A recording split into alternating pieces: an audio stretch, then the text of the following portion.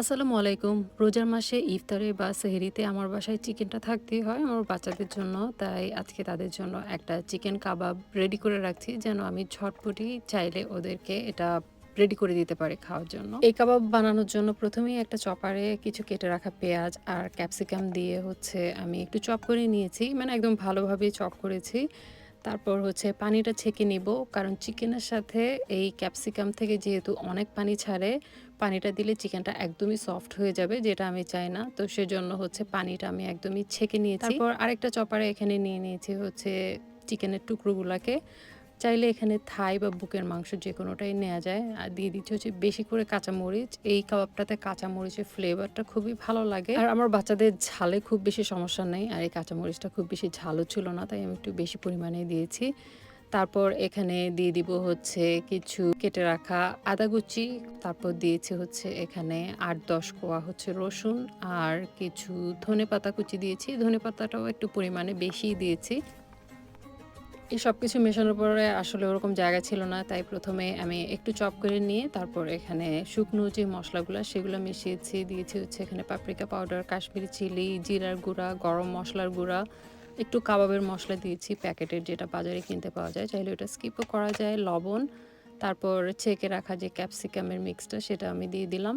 আর এই যে একদমই ফাইন চপ করে নিয়েছি যেন চিকেনটা একদম ভালোভাবে মিশে যায় আরকি সব মসলা। এরপর এখানে একটা ট্রিক্স আমি অবলম্বন করেছি কাবাবটাকে বানানোর জন্য। একটা জিপলকের মধ্যে ১ম এই একটু তেল মাখিয়ে নিয়ে তারপর একটা শাসলিকের কাঠিতে দিয়ে এভাবে সাইড থেকে চেপে দিলে সুন্দর একটা শেপ হয়ে যায়। এরপর কাঠি থেকেও খুব সুন্দর ইজিলি চলে আসে তেল মাখানোর কারণে। তো এভাবে খুলে রেখে আমি একটা ট্রেতে এভাবে বিছিয়ে রেখে ডিপ ফ্রিজে রেখে দেই ০.৫ ঘন্টার জন্য। যখন শক্ত হয়ে যায় তারপর খুলে জাস্ট একটা জিপলকে নিয়ে রেখে দেই। আর যখন বাচ্চাদের দরকার লাগবে তখন জাস্ট আমি কুক করে দিব। ইফতার প্রিপারেশনে আজকে তোমাদের সাথে আরও একটা রেসিপি নিয়ে হাজির হলাম, আর সেটা চিজি চিকেন ডোনাট রেসিপি। এই রেসিপির জন্য প্রথমে এখানে মুরগির বুকের মাংসকে আদা রসুন লবণ দিয়ে সেদ্ধ করে একটু শ্রেড করে নিয়েছি। তারপর এখানে আলু সেদ্ধ নিয়েছি গাজর কুচি, পেঁয়াজ, কাঁচামরিচ, ধনেপাতা কুচি, ২টা ডিম দিয়েছি, ব্রেড ক্রাম্বস, চিলি ফ্লেক্স, গোলমরিচের গুঁড়া, চাট মশলা দিয়েছি, লবণ, আর এখানে আদা রসুন বাটা দিয়েছি। এই সবগুলো উপকরণকে একটু মিক্স করে এর সাথে আমি এখন মেশাবো শ্রেড করে রাখা মোজারেলা চিজ। একটু বেশি পরিমাণে দিয়েছি, চাইলে এটা কম বেশিও করা যেতে পারে বা চাইলে স্কিপও করা যেতে পারে।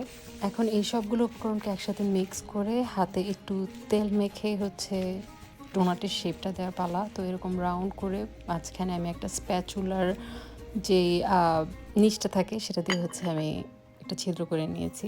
এভাবে করলে ইজি হয়। তারপর আরেকটা বাটিতে এখানে কর্নফ্লাওয়ার, গোলমরিচের গুঁড়া, লবণ আর পানি দিয়ে একটা ব্যাটার তৈরি করে নিয়েছি। এখন এই ব্যাটারে সব ডোনাটকে আমি চুবিয়ে উঠিয়ে ব্রেড ক্রামে গড়িয়ে নিব। তো সবগুলো ডোনাটকে এভাবে ব্রেড ক্রামে গড়িয়ে এখন আমি একটা ট্রেতে করে ছড়িয়ে ডিপ ফ্রিজে রেখে দিব ০.৫ ঘন্টার জন্য, যেন একটু শক্ত হয়ে যায়।